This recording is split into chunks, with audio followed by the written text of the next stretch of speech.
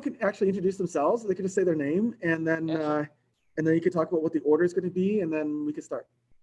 Totally. All right. I'm going to start. I'm going to assume that you guys see left to right in the same way I do.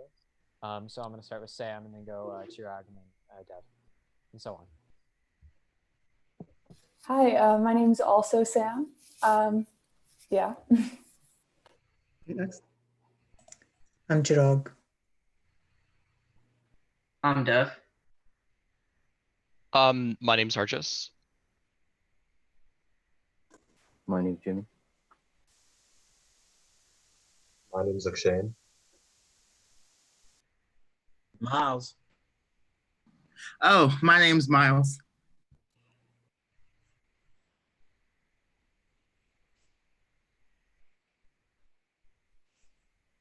I think Sana is next, and then Robert. Yeah.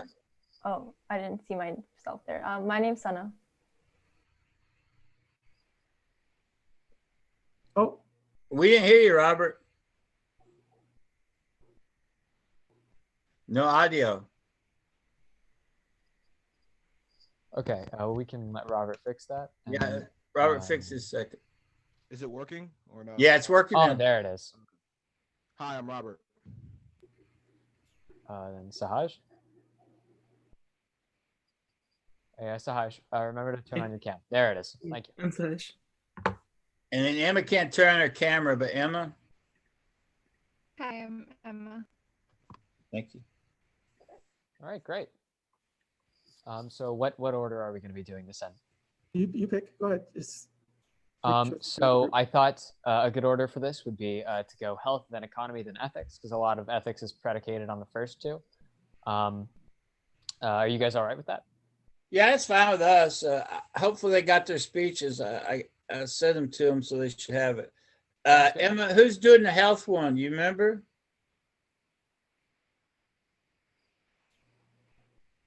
Let Okay. me check real quick. Okay, thanks.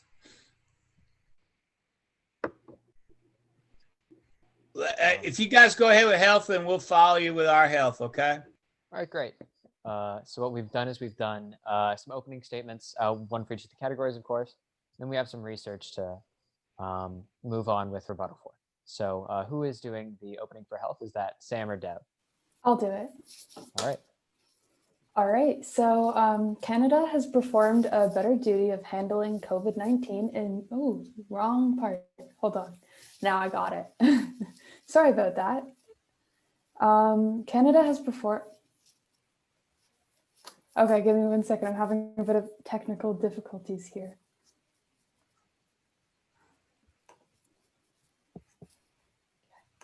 Okay. I got it now. Canada has responded far better than America in the medical fight against COVID-19. Along with the famous free healthcare that Canada offers, our nation has been able to efficiently curb the effect of the novel coronavirus.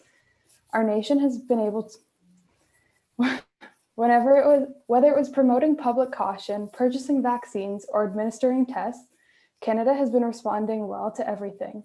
Yet the question remains, what has America been doing?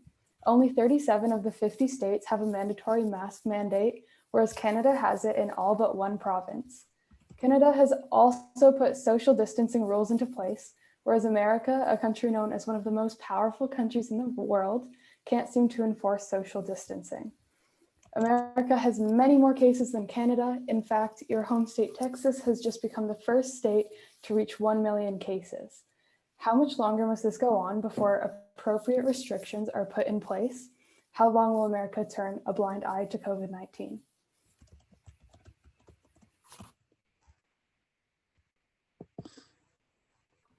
Do I go ahead? Are they going to go now, or do we just keep going? I believe they're going to go now, right? Yeah. If we got a health one, if you got, go ahead, Miles. Okay. So the pandemic is getting significantly more worrisome all across the country. Biden said on Friday, I want everyone to know one day we're going to put our plan to control this virus in action. There was a dauntingly high new case numbers last week, and by the time Biden takes office January 20th, the influential university, Washington of Institute metrics and health evaluation model projects, there will be more than 372,000 COVID deaths. That's 135,000 more than the current total. By the time that Biden-Harris administration takes over, this virus is going to have already run rampant through the communities across the United States. Dr. Megan Ranney, an emergency physician at Brown University, said on Sunday, CNN, while the President Donald Trump administration touted the end of the pandemic as one of the accomplishments, Biden has laid out pandemic plan on his campaign website and is now checked on the Biden-Harris transition website published this Sunday. Biden's transition team on Monday announced that health members of the Coronavirus Administrative Board will be held by and led by former Surgeon General Dr. Vivek Murthy, former U.S. Food and Drug Administration Commissioner, Dr. David Kessler, and Yale University's Dr. Marcella Nunn-Smith. Other members are Dr. Lucana Barrio, Rick Burr, Dr. Ezekiel Emanuel, Dr. Atul Gawande, and Dr. Celine Gounder. That does not mean Trump's White House coronavirus task force will be turning off the lights. Dr. Shia Jha, Dean of the Brown University School of Public Health, said Sunday on CNN that it is critically important that Trump and Biden respective coronavirus task force team work together. First and foremost, I think we demand that the cooperation, Jha said. Here are the 5 ways the U.S., according to Biden, will change when he is president. Increased testing and contact tracing. Number 1 on Biden's list of promises is more testing and contact tracing. Testing has ramped up dramatically since the earliest days of the pandemic, but scientists say that the nation needs tens of millions of tests per day to keep the country open safely, and even 10 more months into the pandemic, there still aren't enough. Additional investments in vaccines and treatments since March. The Trump administration has spent billions to develop and scale up COVID vaccines and treatments throughout Operation Warp Speed. Its goal is to produce and deliver 300 million doses of safe and effective vaccines by January 2021. Several potential vaccines are in large-scale trials. States filed their vaccine distribution plans with the CDC weeks ago, but they have received no funds from the Congress to start building its infrastructure. They will need to distribute those vaccines of tens of millions of people. Biden promises to invest $25 billion more to make and distribute vaccinations to everyone in the United States for free. They say politics will play no role in whether a vaccine is approved, and the new administration will make clinical data for any approved vaccine publicly available. The Biden campaign also promised therapies and drugs would be affordable, mandatory masks, and more PPE. Biden has said he'd work with the local governors and mayors to mandate masks in public. An October modeling study showed that if 95% of Americans wore masks, more than 100,000 lives could be saved from COVID-19. The Biden team also said it would take on problems with personal protective equipment for healthcare workers. Several studies have shown there has been a severe shortage of personal protective equipment since early 2020, and some shortages have gotten worse, according to a September analysis by the American Hospital Association. Often, medical or nursing home staff had to reuse gloves, masks, and other protective equipment at their peril. The union, National Nurses United, estimates more than 170,000 healthcare workers have died in the pandemic. Between March and May, 6% of all patients hospitalized with COVID-19 were healthcare personnel, according to an October CDC report. While Trump administration has claimed to use Defense Production Act to step up the production of PPE, a nonpartisan analysis in September found it had rarely done so. So that is the end of ours.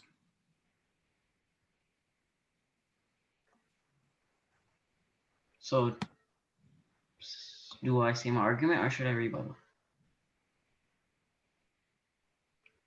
I think giving your argument is probably good, right? Okay. So, Canada responded way better to COVID-19 than America has. Everything else aside, there are far less cases in Canada than there are in America.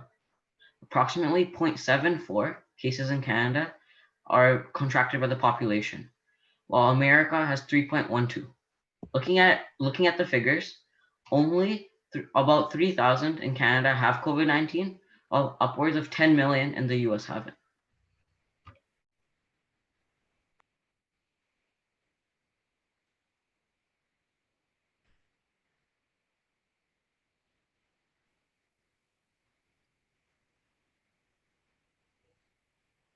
From here, would you guys like to rebut our point?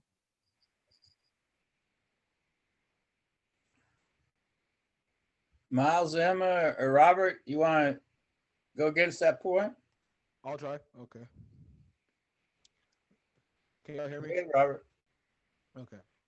Well, yes, we do have more cases.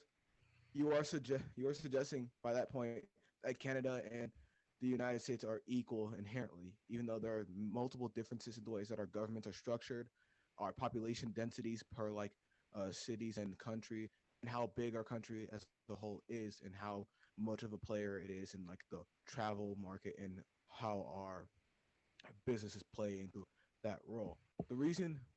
A big reason why we do have so many cases is because when the first cases of coronavirus happened, it was around Chinese New Year, and given that the U.S. as a whole, has a sort of substantial population of Asian people from Asian cultures going to China for the Chinese New Year's, some people probably contracted it before we ever realized it, came onto a plane, flew back into America, and then spread it before even the Chinese government knew how to handle it.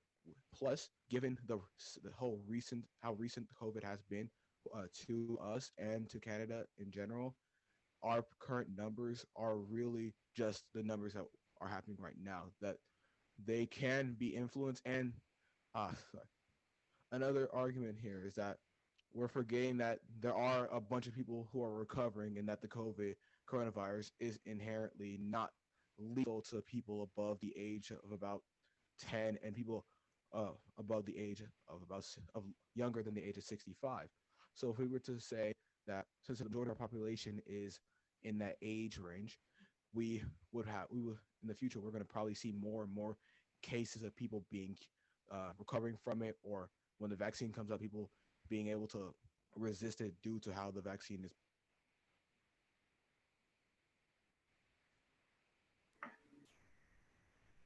So I heard you talk about Chinese New Year and travel. So Canada, as you know, from the beginning had travel bans as soon as the virus started. But my question to you is, why did the US not do anything about that? Why did they not stop flights to China when this virus was developing? Stop flights to China. You mean, wait, like when they first discovered it, or when it was actually labeled the pandemic? Because at that point, if I reckon correctly, I'm pretty sure that some bans to public travel outside of the country had been instated. I'm talking about when the pandemic happened, like when it was classified as a pandemic. When it was classified as a pandemic, if I remember correctly, there were multiple bans that barred public travel, and along with the lockdown bans, such as with the no schools, the staying at home for quarantine. And I'm pretty sure the only people who were allowed to leave the country were the ones who were actually detrimental to the effort to resist it in countries abroad, like China and Russia. And from what I've seen, that the only people who were allowed to leave, who were just civilians like us, were the ones who could afford the private travel. And what they do is what we can't regulate, since it's their own private property and their own private, resources that are sort of leaving the country at that point. So you talk about bans and how it happened right at the beginning when the pandemic was classified. But if you look at the newspapers and look at what actually happened, there's a whole month between the China ban and the European ban. That's China and Europe. China as we all know, is sort of on its own field when it comes to stuff like independence, freedom of speech, their rights inherently. China's ban was probably to most likely to save whatever sort of facade the Chinese government has been trying to prop up for hundreds of years, for a few years at this point. The sort of China cannot be anything like this, can't do wrong essentially. So by their ban compared to EU ban and the European ban, it could be not only due to how many people in the EU caught it before it was labeled a pandemic in their own local counties compared to China, but it could also be because China in itself does not want to be seen in a bad light. And itself has also for 8 weeks delayed the response to coronavirus and tried to cover it up and handle it before it was caused by the pandemic and they had to let everyone talk about it.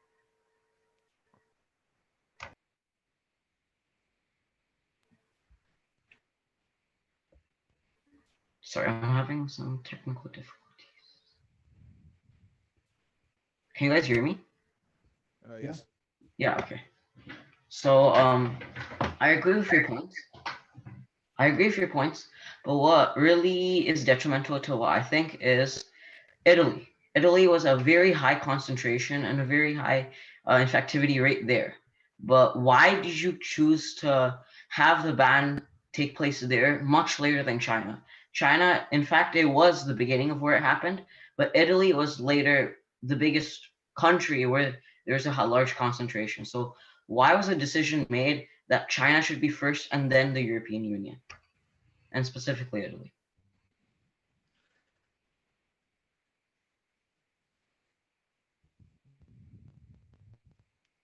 Well, China, as I said previously, just wants to be seen as sort of a nation that can do no wrong, because China, since they banned it first, it would seem like they're actually speeding ahead and trying to stop it. When in reality, what they're doing is using the COVID pandemic and the lockdowns to sort of enforce their own agenda on the people.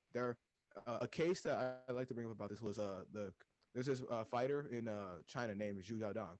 His friend was very anti-Chinese government and anti-China propaganda. And then when the lockdowns happened, his friend randomly vanished. And the only thing that anyone could hear from him, from the Chinese government, on what happened to the person was they're fine and they're away right now. They'll be here soon. I, at this point in time, before lockdowns, a person was freed. The person could do basically whatever they want under the restrictive sort of corporatistic hierarchy of China. But doesn't it seem kind of weird that China, as soon as China goes under lockdown, a person who's been very vocal in their dislike of China and how they wish it was sort of the original, more like a free speech place, sort of just up and vanishes?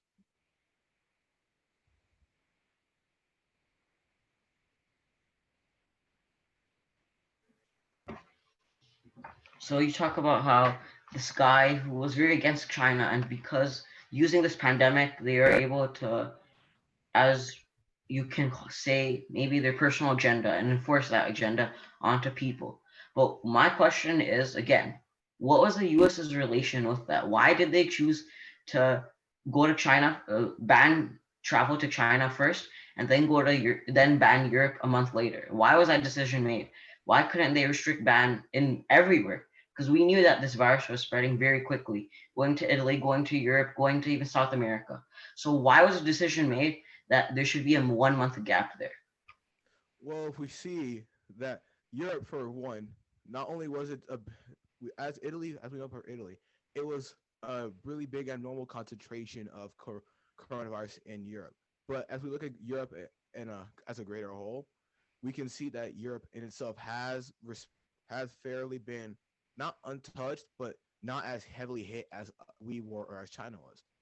China's ban before Europe was due to the fact that at this point in time we couldn't really understand whether or not the coronavirus was going to do like what Ebola did and just stay centralized into that country, maybe have one case outside of its natural borders, or do what like the Spanish flu did and just go everywhere. By banning travel to the place where it's or originated, it's easier to control and see what's going to happen than banning it everywhere else. Because when we figured out that it was going to happen to everywhere else, they themselves got banned as well.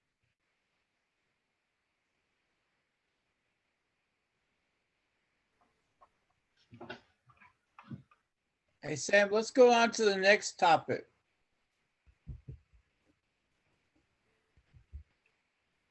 Yeah, sure. That sounds good. Thank you guys so much. That was really good to listen to. So now we're going to be moving on to economy. Would you guys like to give? Wait, no. I think we give ours first, right? Yeah. Okay. It's fine. So the opening to economy. Okay, yeah, so that's me. As we all may know, both the US and Canada have been under troubling times due to the coronavirus pandemic. And as a cause of this, our economies, as well as the economies across the world, have taken a big hit. Now, the question is, which country has handled their economies in an efficient and more effective manner? Evidently, our side believes that Canada has had a better response in regards to the general health of our economy. Since the beginning of the pandemic, Canada has made new plans, policies, and programs that ensure that our citizens are supported throughout the course of this pandemic, as well as support for our small businesses, industry workers, and more. Therefore, in comparison to the US, Canada has been able to maintain our economy effectively.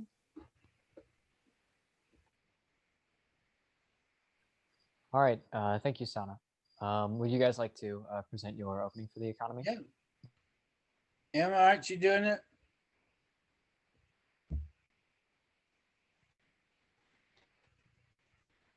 Here.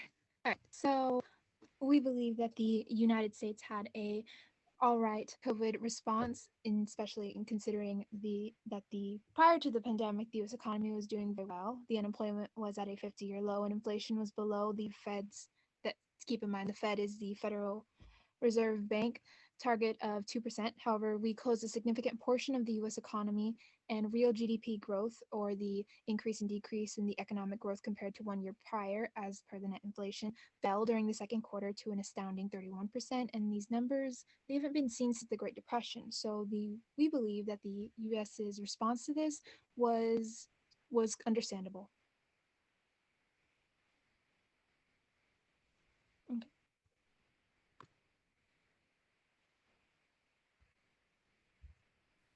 All right. Would someone from the Canadian side like to present the first argument?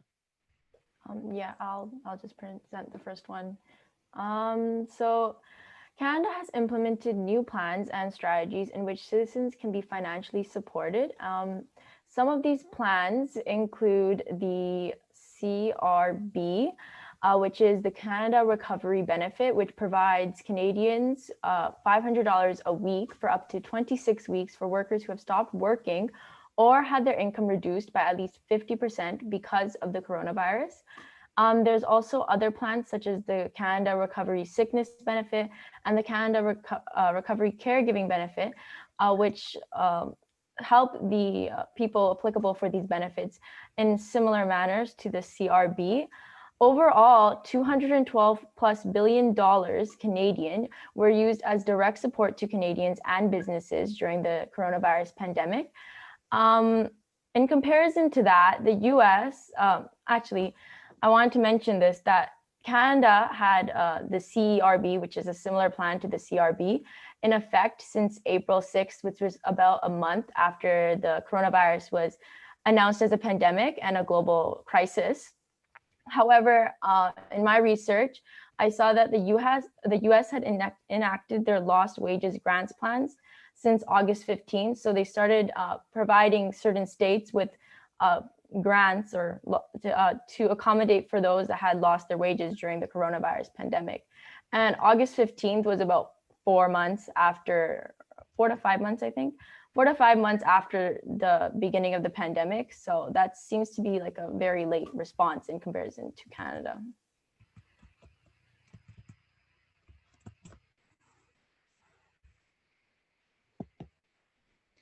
Okay, I'll respond.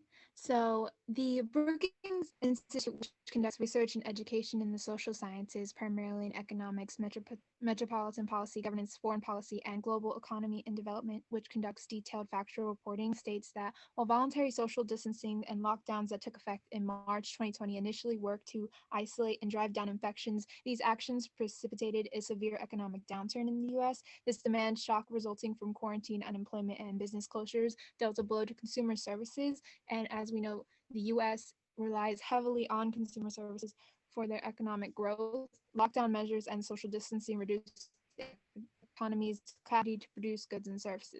And the National Bureau of Economic Research determined that a peak of monthly economic activity occurred in the US economy in February of 2020, marking the end of the longest recorded US expansion, which began in June of 2009. Now, this figure shows that the percent difference in real inflation adjusted gross domestic product from the peak of business cycle through the quarter of GDP returned to the level of previous business cycle for peak of recent recessions.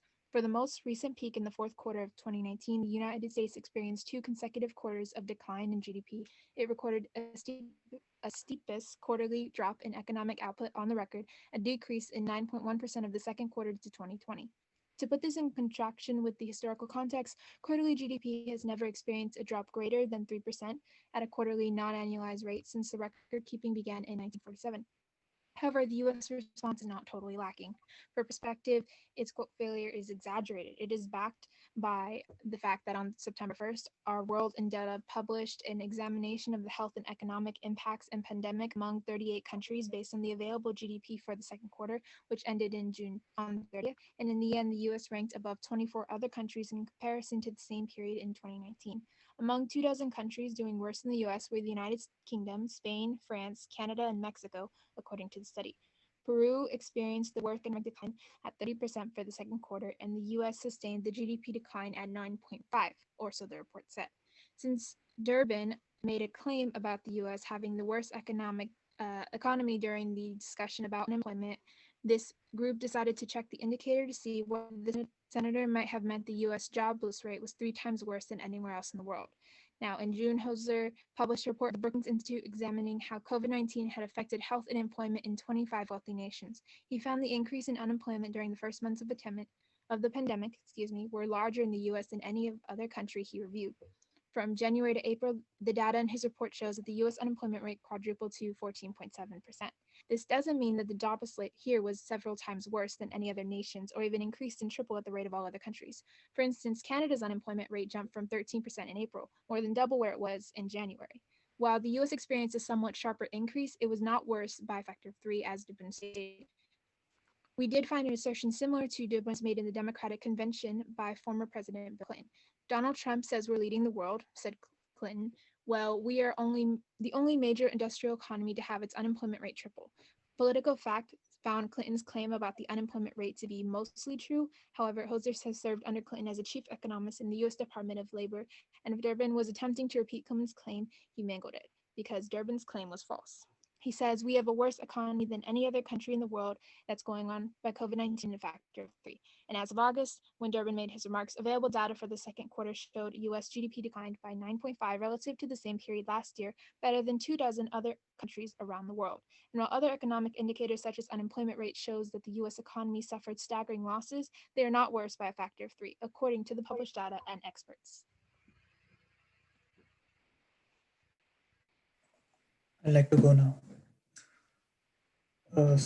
So the numbers that have been talked about, that the economic growth has been huge in the third quarter, they're actually illusional because the depreciation in GDP was so huge in the second quarter. It was to the extent of 33%, which is a record low for United States standards. It was so huge that, wait, can you guys hear me? Yeah, okay.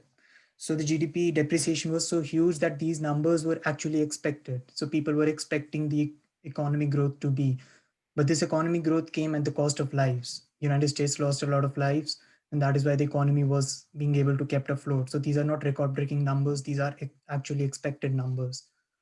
Also, the lockdown was always going to be effective. Lockdowns are meant to curb the spread of COVID-19. It is how and when they're implemented. United States, the timing of the lockdown was very bad by, as several scientists have said, and the numbers are there to be seen. The timing of the lockdown was poor. The manner of the implementation of the lockdown was poor. And the proof of that is the amount of deaths that are occurring in the United States. The first act that was passed regarding coronavirus was the Family's First Coronavirus Response Act, which was passed in the United States Congress. And it was deemed unfair for small businesses. Now, these are the businesses that have been most affected by COVID-19, and these are the professions that need to be taken care of. And the very first act was deemed very detrimental to such businesses. It was the first bill passed in the USA. Compared to the Canadian bill, the first one, which was the COVID-19 Emergency Response Act, it garnered praise from all quarters, even from senior economists who praised the act, and that has been a big factor in keeping the Canadian economy in a better position than the United States economy. Uh, the damage that is being done to the US economy, it began with the administration actually took steps towards it back in April 2018, when there's a specific team, the pandemic response team in the United States. uh, Donald Trump's administration cut their fundings, cut the CDC's fundings.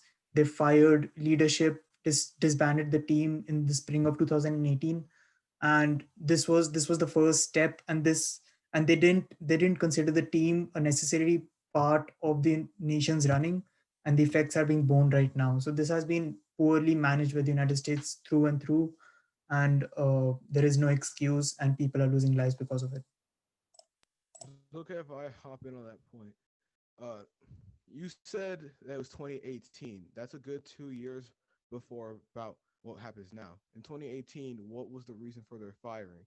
Because while yes, their firing may have caused and damaged what we damage us right now currently, nobody in 2018 could have thought that this would have happened now. Nobody in 2019 could have thought that this would happen now. Most people in January didn't think that we'd be on computers looking, talking through Zoom, or having to wear face masks to school. Yeah, you're right. But the thing is that pandemics is not it's not a yearly occurrence. They don't occur every year. There was a flu in 1918. There is this pandemic now, and there's a pandemic team created just for this purpose. That when and if such an event occurs, and which is a very huge event, it's not a small event which passed by. We can see that, and so these teams are created keeping in mind that there might be a time when this team might be needed, and at such a time, if the pandemic team was taken care of better, there must have been, even if one life was saved because of that, it would have been credible, right? So cutting their funding, cutting the CDC's funding, firing people left and right in the pandemic team, which is Donald Trump's favorite thing to do, was just not right. Barack Obama said that he literally left a playbook behind in the White House, a pandemic playbook, which stated what to do in such a scenario, and that has not been followed at all. So it has been poor management by the United States, and a visionary team created for such a purpose was not taken care of. My next rebuttal is going to tie in with the earlier economy part and the stimulus check part. Our economy, compared to the Canadian economy, is way more lenient towards private sort of operation.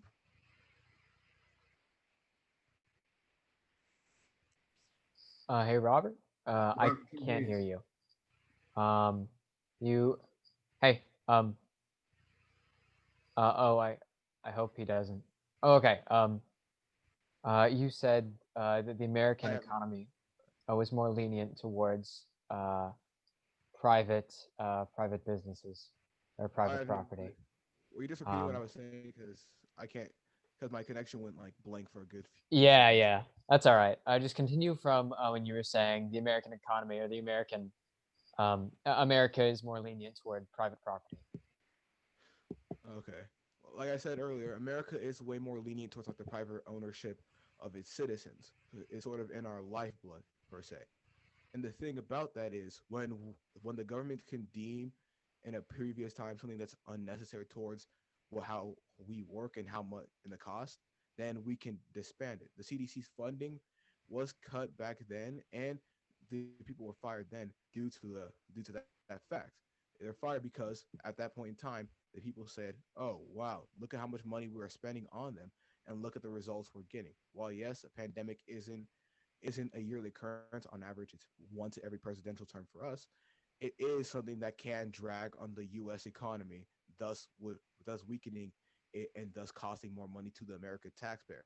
And as American citizens, we are all there. Most of us hate sort of extremely high taxes. So when a political point can be made, the Trump administration by firing the people who put sort of a drag towards the U.S. economy, while it can be made, they make the political point, which gives them more people to support them. And the thing about the whole government funding the people and making sure that they are well supported. We had a stimulus check system that sort of works with anybody who makes the $75,000 as a single person with no children, or 150,000 as a parent with children, is allowed about $2,000. Is about $2,000. That is essentially what we can give as a result of a weakened economy. While yes, Canada gave like a $500 every month or week or around that point, that is because their economy is more used to the government sort of swooping in and protecting like multiple businesses and such. While we here in the U.S. do not really see that. We're sort of the way our government sees us is sort of as more independent and sort of as we can more take care of ourselves. The stimulus check was to sort of try to prevent any extremely bad things happening. So like sort of like homelessness, starvation, utilities being cut off, such and such. The reason it was super low and the reason why we couldn't do the same way as the Canadian government can is because our GDP at that point was essentially walking with two broken legs. The chances of it growing back to its normal point was cut down to the point where people were starting to see a sort of another depression like event happening, and the rambling. Basically, we couldn't fund these people or fund the citizens for an extended period of time as you Canadians have been able to and are currently doing. Our current lives right now are sort of being owned by us instead of being taken by the government and such, which is why our sort of response to paying people with money has been super lackluster and such. Sorry for the rambling. All right, so I agree with your points, but so it doesn't highly depend on individual finances and providing individuals with money.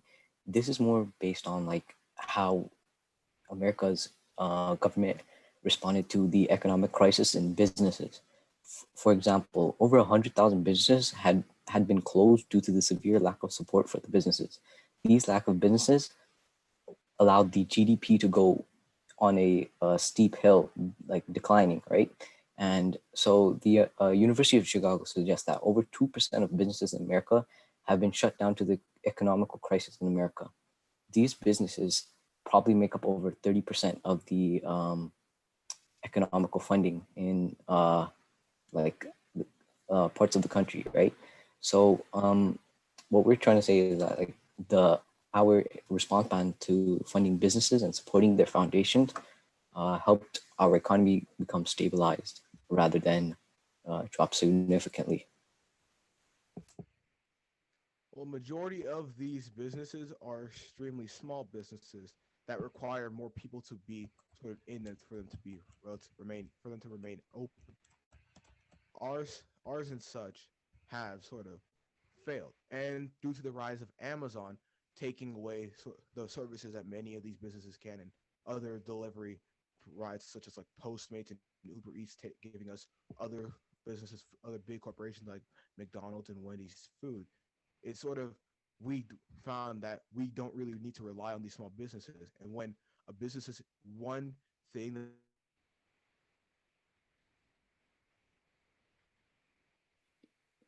Hey, Robert, you're cutting out again. Just wait until your connection gets back, and then I'll tell you where you left off. Maybe just say something into the mic once in a while so I know when you're back. Oh, Okay. Is that it? Okay, we're Yeah, back. You did it again. You ended off talking about how we don't need to be relying on these small businesses after you had mentioned Amazon and Postmates. Yes, the small businesses have sort of small local businesses such as like these small restaurants, taverns, and such that we have seen that are popular locally don't hold as much power as, let's say, McDonald's and Amazon, which have some of the richest people in the world controlling them. And since they have sort of augmented their services to be essentially coronavirus protected, they can now realize that this is such a prime marketing campaign. I don't know if anyone else has noticed it, but sort of the increase in ads for Postmates, Uber Eats, Amazon ads, multiple other services that take away the power from smaller companies has been flooding most people's ad boxes besides voting ads. That isn't, to me, that is not a coincidence.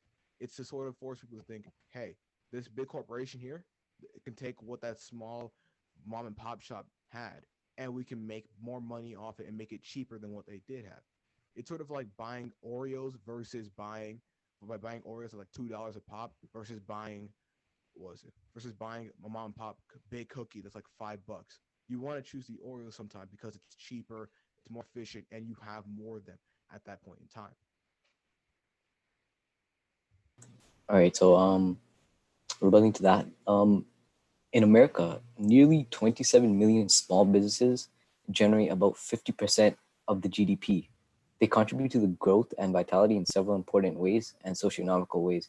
So the big businesses, they're already making money worldwide because they are worldwide. They provide to different countries. So these small businesses, whereas they only provide to the country that they're in. So yeah, so these small businesses would benefit the economy more than these big businesses such as Amazon.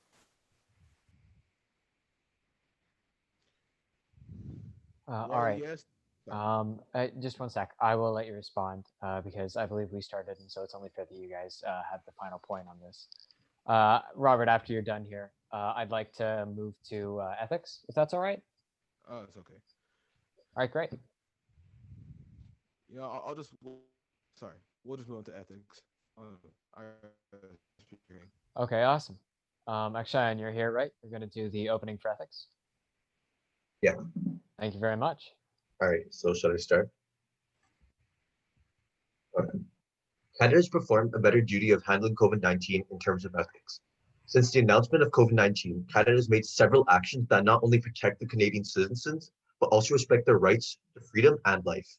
On the other hand, President Donald Trump, among other incompetent and ineffective officials, have let thousands of Americans roam around the cities free with a deadly virus that could be fatal to the elderly population or even anyone. Since January, the US government hasn't made a single ethical action to protect the citizens of America. Over 10 million cases of this virus and more than 250,000 deaths were created due to the minimal amount of precautions taken by America. I just ask that you please keep an open mind about these factors until you hear all of the evidence regarding the ethical principles within both nations. All right, and you guys' ethics statement? I got it. The coronavirus pandemic has been unprecedented in its impact, leaving no aspect of life from its arrival in late 2019 from day-to-day impacts on work, school, and social gatherings and travel, to a larger shockwaves in the world's economy and healthcare systems. COVID-19 is a once-in-a-lifetime crisis on the global stage, and as such, and with such a large crisis becomes even larger, albeit difficult questions to answer. Questions that lug uh, Questions that tug at the ethical dilemmas that the crisis has brought forward. For healthcare workers caring for sick coronavirus patients, how do we allocate scarce resources? For government leaders pushing for a vaccine, who gets the first shot and when one becomes available? For businesses who are who are facing failing revenues, will shareholders continue their number one focus post COVID-19?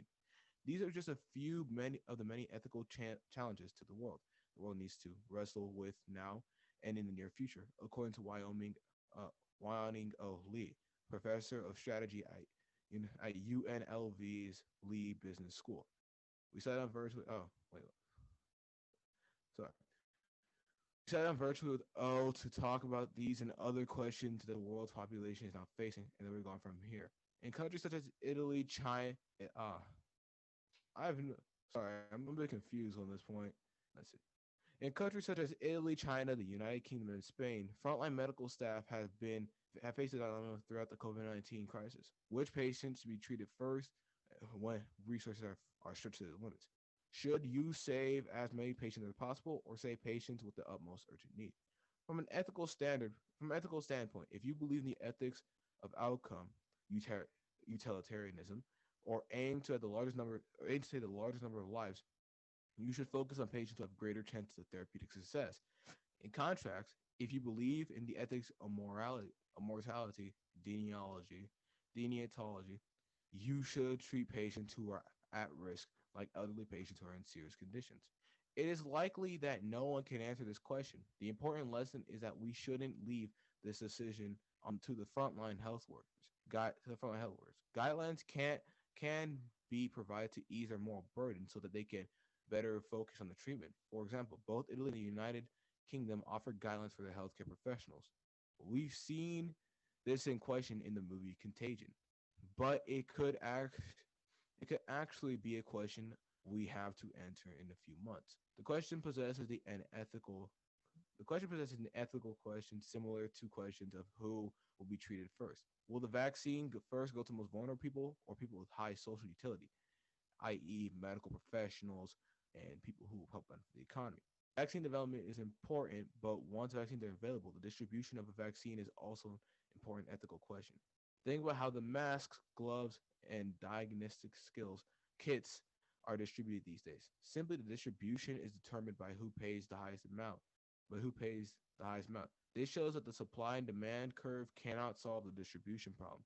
If vaccines are also distributed in a similar way, poorer countries will unfortunately get the vaccines last. Some richer countries are likely to preempt and stock up on vaccines for the protection of their own citizens.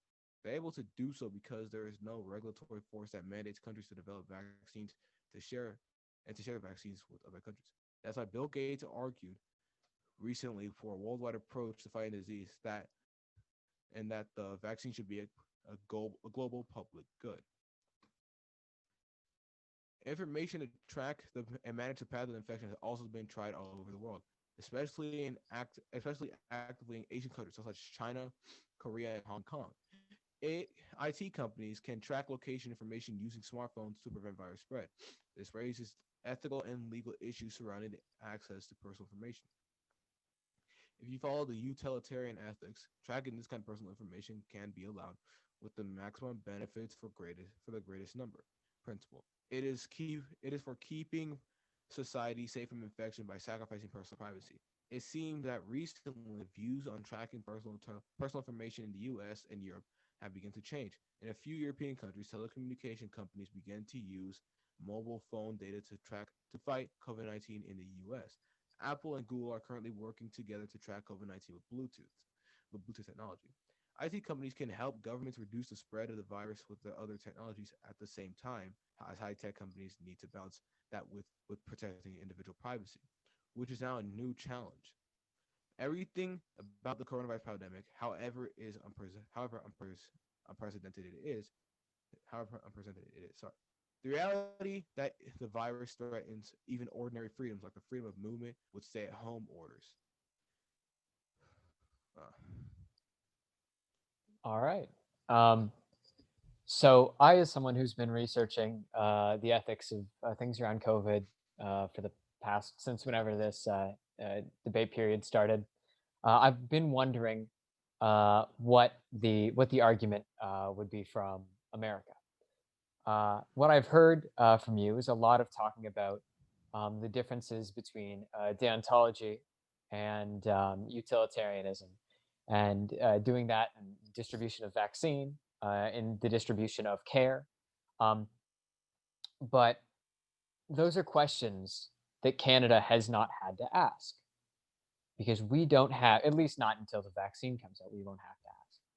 Because now in Canada, we have a universal healthcare system and we don't have overflowing hospitals. That means that when someone goes and has to get a coronavirus test, as I'm doing in a couple of days, because someone in my class contracted COVID, I can go, I can get the test, and I can come home. And if I have the coronavirus, then I will go and I will get treatment. And there will be the resources there to do that, because Canada has taken action that allows me to go in and not have to wade through pools and pools of people also trying to get their treatment. We have enforced social distancing. We've had mandatory mask orders, and we have taken actions that ethically limit the actions of our citizens. Now, as someone who's 17, I have to engage with driving a lot. I have to learn how to drive, and it was this way the entire time I've been growing up, where every time I get a new freedom, there is a responsibility. America has abandoned this field in allowing people to walk the streets, regardless of public safety, limiting the freedom of other people in the same way that letting me drive anywhere I wanted would limit the freedom of people who wanted to walk on sidewalks and not get hit. America has allowed people with COVID to roam around and limit the freedoms of people who are likely to die from COVID. Elderly people, young people, anyone can have long term damage from COVID. In fact, this also affects poor people in America because your healthcare system isn't universal. There are a lot of ways that America has left these people out to dry. And I think that no matter what ethical system you come from, that is something that you have to address before we move to how we're going to be distributing the vaccine. I'll handle the first point, the sort of universal healthcare system. Well, yes, the United States does not have a universal healthcare system. The universal healthcare system, in our view, and how we would support it, and how many other first world countries have theirs, would also bring up more economic questions and more other sort of smaller ethical questions that can be answered at this point. The bigger economic question would be, how would we fund the universal healthcare system? Because given that the U.S.'s government is sort of hands off with private companies, that we have things such as private hospitals, private prisons, and private things, that private corporations that such and such that the government can own and can make. The United States' healthcare is sort of the public and public and free, and it's more based around the state than the whole government as a whole, which is why many states sort of have their own version of universal, or not universal healthcare, sort of healthcare insurance. In the United States, we have sort of CHIP, I think it was for children, and Medicare is for adults. Mhm. But CHIP, also, Medicare, and Medicaid, yeah. thank you. But also, to bring up the ethical question about the universal healthcare system, as we have seen with both Canada's universal healthcare system and the UK's healthcare system, wait times are extremely longer in relative to private healthcare. As in, I could get diagnosed with COVID right now and potentially wait a long time, either getting rid of it either from calling up an appointment, so either being cleared of the disease, as in my body doesn't get affected by it that much, or dying from it within how long the wait time is. We have seen that wait times with universal healthcare systems is extremely long relative to private companies, such as if I was diagnosed with COVID in a private healthcare system, I could just bada bing, bada boom, walk my butt into a hospital, say, here's my insurance, here's my payment method, and here's why I'm here for my appointment. Get diagnosed, get treatment, and get out. The three fast ways. And like I said earlier, with the whole Medicare, Medicaid, and CHIP, the United States is more state oriented when it comes to public health care.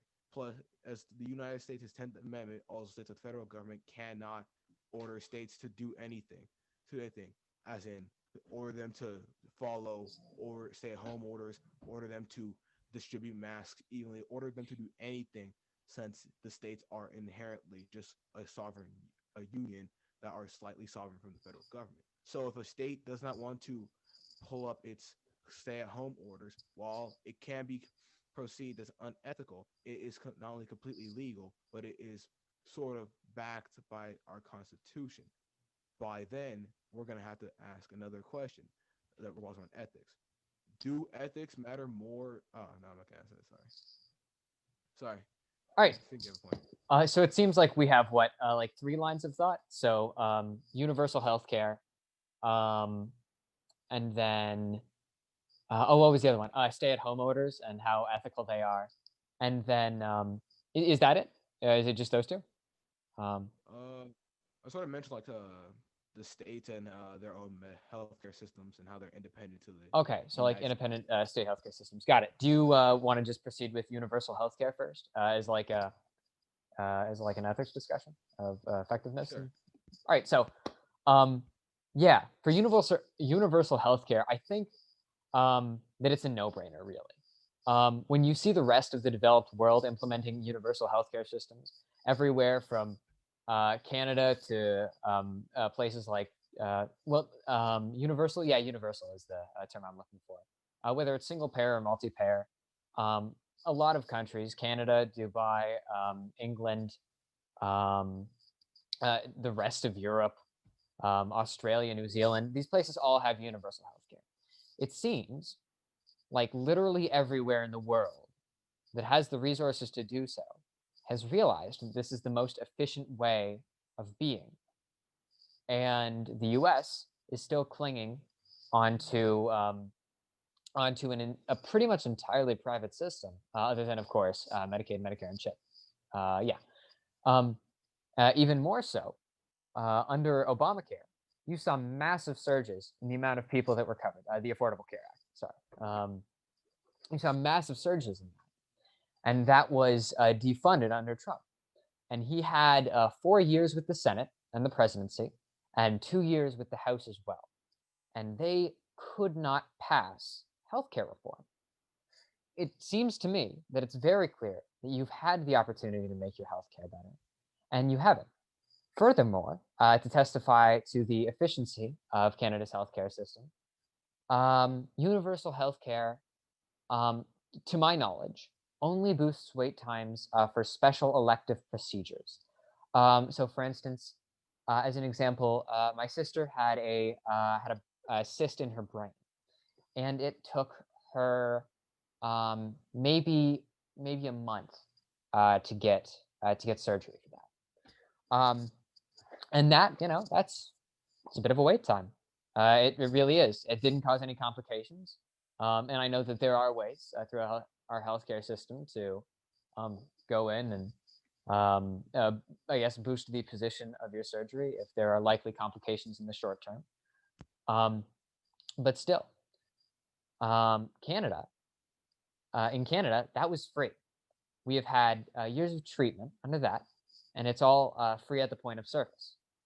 In America, right now, you have a lot of people who are faced with a decision between going to work and risking coronavirus and keeping that income that they need because their government hasn't provided them with stimulus.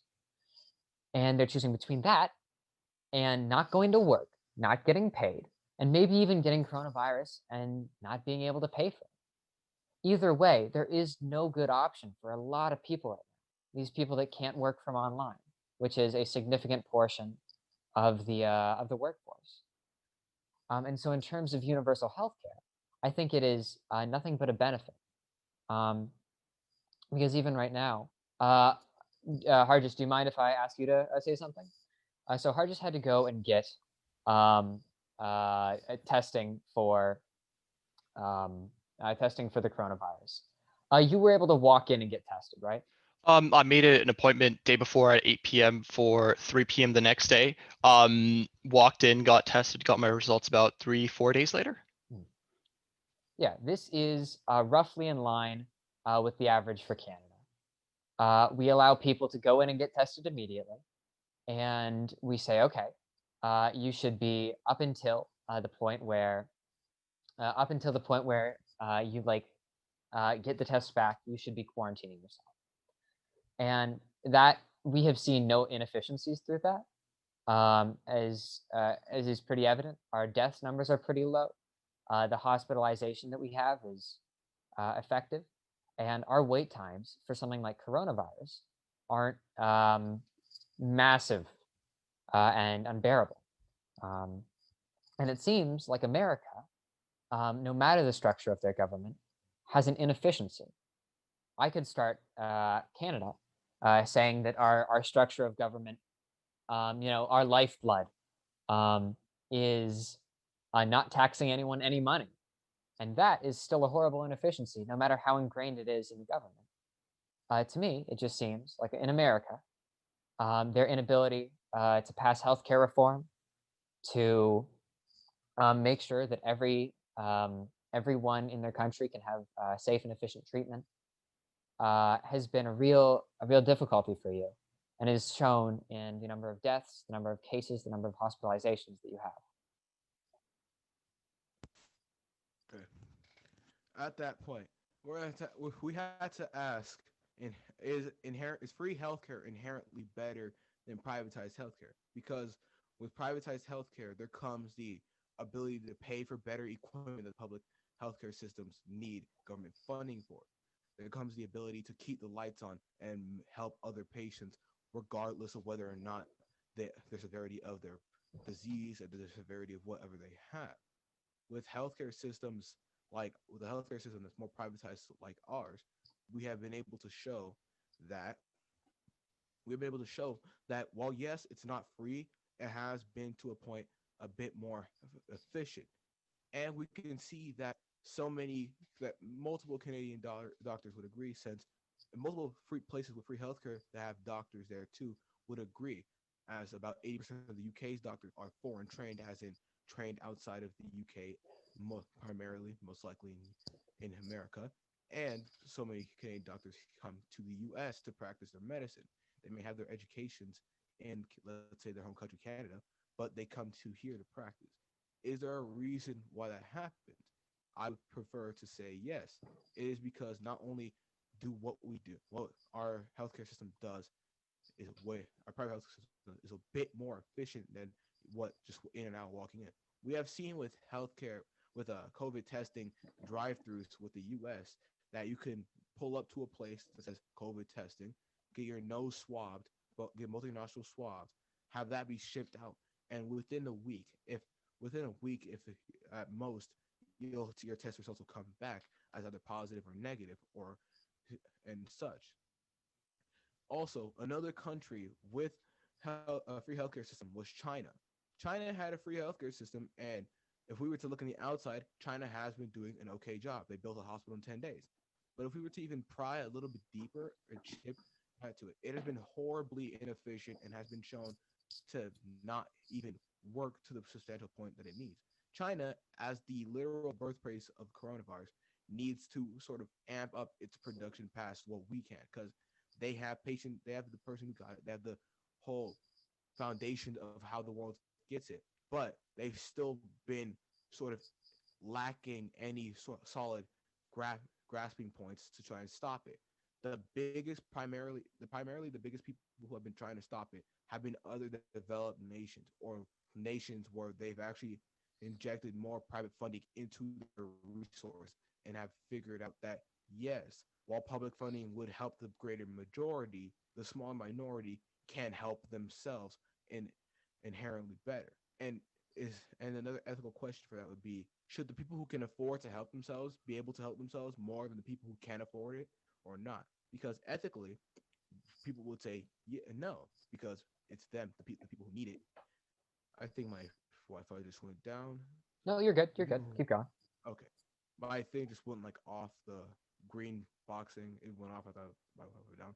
But like I said, the people who need it could be the ones who don't really need it. They could be the ones who just need a test and are going to the hospital and being over dramatic. While the people who are paying privately, who want their people to be taken care of full force with the full-fledged sort of sword, or the full-fledged shield of privatized healthcare.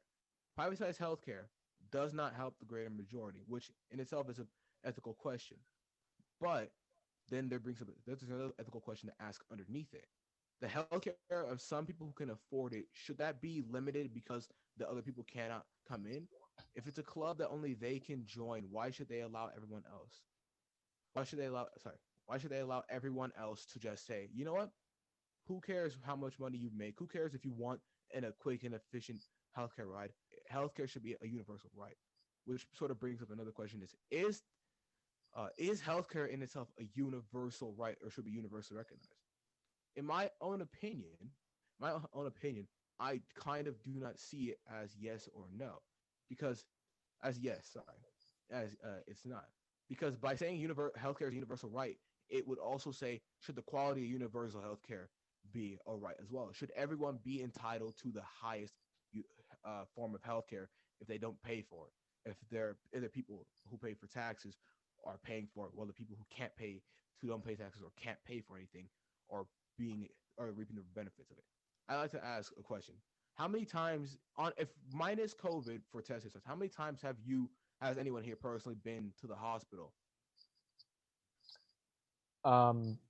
So to answer your question and then go into my point, I have.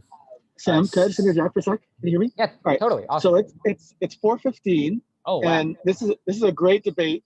Mhm. The debates this is our first one, so we haven't really structured our timing. But Yeah. what I suggest, even though you asked an excellent question that's going to hopefully drive your point in a moment, I would suggest that you kind of wrap up this particular line and then go to any closing that you have, and then aim to close up in the next 5 minutes. Yeah, totally. Okay. All right. So as a wrap up to this point, you've asked a lot of questions, and those are good questions. But now is the time for answers. And the answers that I have are yes, universal healthcare is and has been recognized by pretty much every developed country as a better system. In fact, America's healthcare system is monetarily less efficient, which is usually something that the private sector isn't known for. Even Bernie Sanders, who was the Democratic presidential candidate in both 2016 and 2020, even his plan, more radical than anywhere else in the world, would have been more cost effective than what is currently happening in America. So for your money, you're not getting the quality of service that you deserve. Second off, the coronavirus is affecting people who are worse off much, much worse than it is affecting the rich. As you can see, the people who can afford good treatment have been getting exceedingly good treatment. But the people who can't afford treatment aren't getting any at all. And that is the problem. Even in Canada, you can pay for supplemental treatment. There are things that you can get when you're doing better off. But I, as someone who thinks that healthcare should be a right, believe that, and in fact, I know that Canada's system has been working more efficiently than in America. For instance, we don't have hospitals that are overflowing with patients. And so to close off this point, I think that a question you asked was really poignant. Do we have to give worse care to the few to support the care of the many? And I think that while that is a good question, it's a little bit off because in Canada, the standard of care for the few is nearly as high as it is in America, and the standard of care for the many is much higher. It is a trade-off that any reasonable person would be willing to take. All right. Where do we want to go from that here, Mr. Ellis? Honestly, what you just said, it sounded like a good closing argument. All right. And I would suggest that Texas does their closing and then be done. Okay, Emma, do a closing for us, please. Okay. So considering the individualistic nature of certain Americans, the overall economic downturn was not helped by the unwillingness of its citizens to follow outlined protocol. And considering the promised freedoms of the Constitution and those Americans' views on how they were enforced, the response was severely damaged. However, the U.S. government is less socialized in their handling of its citizens, especially regarding privatized decisions. It must be noted that the stimulus were provided and are expected to come in the future. Further, regarding ethics and more aptly the universal healthcare system, the population differs greatly and must be considered. Our population stands at 358.2 million to Canada's 37.59 million, which means that on a larger scale, it is more difficult to participate in Canada's model. According to the downfall, considering the size and fact of the Canada's economy contracted at about 39% in the second quarter, while America's fell in a similar range. America's response, regardless of its preparation given by its healthcare system, was on par with Canada's response and could potentially be more efficient in the long term. And thus, Canada's response cannot be considered better than America's. All right, thank you very much. I'd like to thank all you guys for coming and preparing and being able to speak in a public setting. I know that for a lot of people that's very difficult. I personally have had a really good time talking with you guys, and I hope that we can again. When is the date of our next December debate? What is it on? 14th. Have we gotten a topic for that one? No, Clayton We said he's haven't. going to talk to you guys, and you guys pick the topic. Oh, okay. All right. Okay, so sounds just let good. us know sometime this week, and I'll let the kids know. Okay. All right. It's just these three, right? Well, it'll probably be different. It'd probably be these three if we're remote for sure. It may be more if we're back to school. All right. That's interesting. Yeah. I hope I hope maybe we can go onto something that's a little bit more structured, because I feel like there was a lot that still had to be said. I want to be able to get there next time. No problem. All We'll right, talk thank at you you. later. Thank you. You as well. Hey, Robert, Miles, could y'all stay on just a second? I got to talk with y'all. All right. Yeah, everyone from Canada, I think we can leave now, right? Yeah, you guys can go. Okay. All right, Thank see you. you. Have a nice day. Bye. Thanks, guys. Hey, thank you. Okay. Thanks, Mike. Thanks everybody. Thank you, Clayton. I just got to talk to him about something entirely different. We got a district coming up. All right. Sounds good. Okay. I'll talk to you on